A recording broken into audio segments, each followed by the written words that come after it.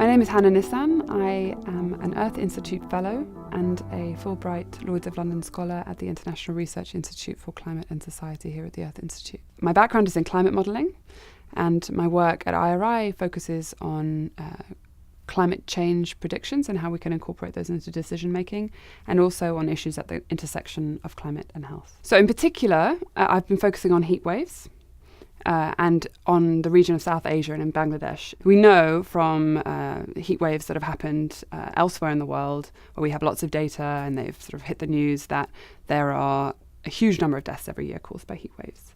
In Bangladesh, there's no reason why it should be any different, but in general, the research hasn't been done to show that that's also the case there.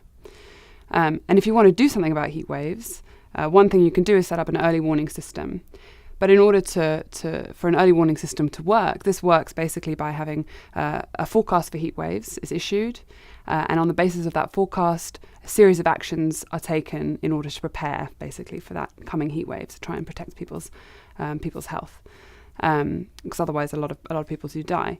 But if you want to set up such a system, you have to be able to understand what an appropriate definition of heat waves would be in Bangladesh, and you need to connect the climate, the temperature, the humidity, and variables that we can forecast to the mortality data. So we've linked up, we tested out various different definitions for heat waves against mortality data in Bangladesh, and we found an appropriate operational definition for heat waves there. And then I start looking at how we can forecast those days, how much lead time can we get in order to have as much warning as we can to better prepare for disasters. In Bangladesh, another issue that we're interested in and we'll be looking into more this year is nutrition. So food security, malnutrition, health, agricultural policy, all of these things are very interconnected.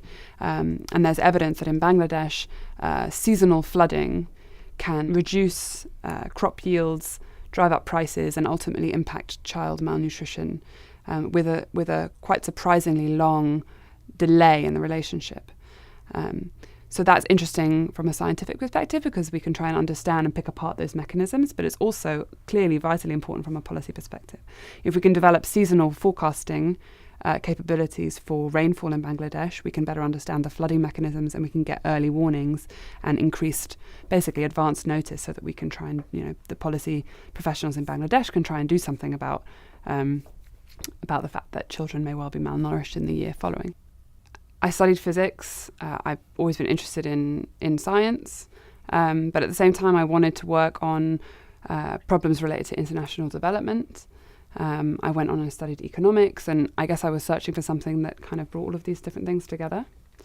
And climate is that type of subject where you can touch on lots of different aspects of society while still coming at things from a scientific perspective.